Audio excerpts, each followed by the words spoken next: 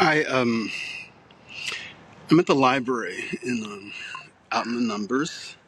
I want to say that I recorded something earlier. I recorded a thing earlier, and it was so it was good. It was really what I wanted to say, and I got to comment on the raw nature of street life in this part of Portland.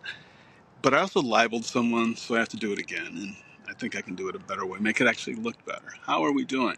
I'm talking about football. I'm probably doing it way too much for your taste, but it is the operative metaphor of this moment, and we need that. Um, I was thinking specifically about a party I threw with my ex in West LA. It was the Palms area. I remember this person was very much interested in saying that we lived in Culver City because the Palms is kind of a gnarly reputation, but that's where it happened. And, it was really cool because this person had a set of friends who was not into football. She was she knew a little bit about basketball but didn't really do the football thing. And I got a bunch of people in the room. There's a lot of New York energy because this person was from New York, and I had my ties, and a lot of writers, a lot of people who weren't into football. It was a public radio thing, so there were a lot of those people there. But I remember my good friend Gary. Gary, what can I think of his name? Gary had a show. He used to write for Snowfall. His name will come. but, but one of the public radio friends looked in that room, and it was like first half, and she goes, "Oh my God, that's Gary Phillips."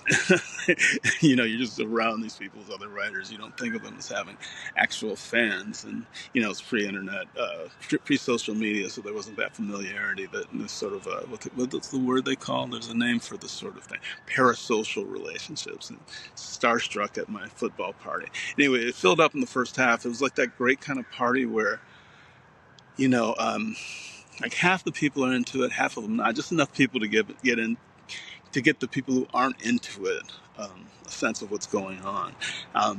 It was that great Super Bowl where the Jets will never smell the Super Bowl. The Giants upset the New England Patriots of Tom Brady and Bill Belichick.